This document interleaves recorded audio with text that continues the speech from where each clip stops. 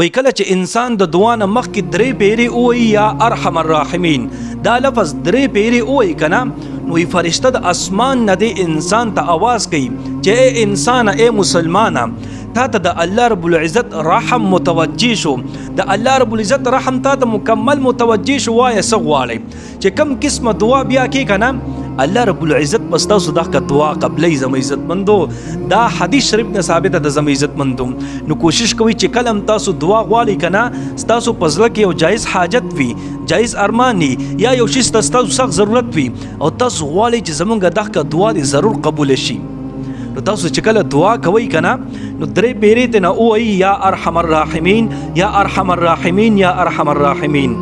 دې پسې د خپل حاجت پوره کېدو دپاره دعا وغواړئ، یا د خپل ضرورت پوره کېدو دپاره دعا وغواړئ، نو انشاءالله الله رب العزت پس تاسو دغه دعا ضرور قبلئ. او دا اسم اعظم دی زما عزتمندو.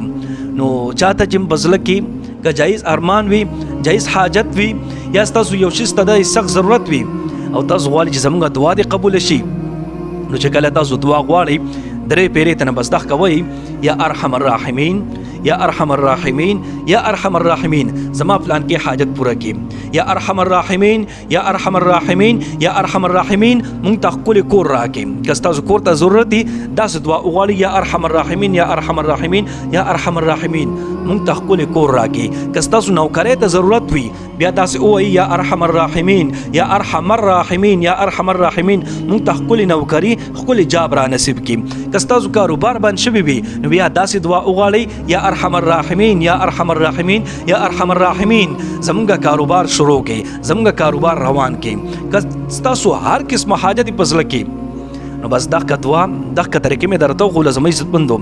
درې پیرې ته نه مخکې یا ارحم الراحمین وایئ او بیا د خپل ارمان، د خپل حاجت، د خپل ضرورت لپاره دعا غواړئ، نو انشاءالله د الله رب العزت په فضل او کرم سره به ستاسو دغه دعا ضرور قبلېږي. ټیک شوه جي؟ امید دی چې انشاءالله تاسو په دې باندې پوه شوي یئ.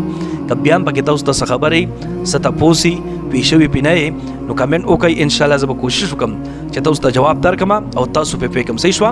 خو چې کله هم تاسو دعا غواړئ نو درې پیرې ته نه مخکې دا یا ارحم الراحمین وایئ او بیا د خپل حاجت لپاره دعا غواړئ، نو انشاءالله د الله رب العزت په فضل او کرم سره به ضرور پوره کېږي. ټیک شوه؟ خپل هم دې نه فایده واخلئ او نورو مسلمانانو ته هم د ثواب په نیت باندې، د صدقې جاریې په نیت باندې دا ویډیو ډېره شیر کړئ، ډېره شیر کړئ چې ضرورتمند مؤمنانو ته دا ویډیو ورسیږي. ای د نبی علیه الصلاۃ والسلام دا ښودلی شوي دا دعا زده کړي او په دې باندې عمل وکړي، نو هغوی به بیا تاسو ته انشاءالله دعاګانې کوي. ټیک شوه؟ الله رب العزت مو ډېر خوشحاله باد وساته. دعاګانې کوئ، دعاګانې به کوو. الله به امان.